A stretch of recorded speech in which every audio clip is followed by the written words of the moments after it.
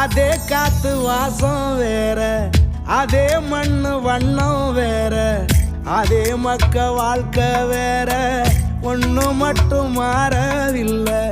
மத்த நாட்டு சுவையெல்லாமே ஒத்த வேலை உடைய போல, சுத்தமான நம்மூர் சுவையோ ஆத்தா தந்த உசுர போல. மூட்டி பாசம் கொட்டி சமைச்சது திண்டுக்கல் தலப்பா கட்டி, நெய்யூத்தி நேசம் கொட்டி இழுக்குது திண்டுக்கல் தலப்பா கட்டி.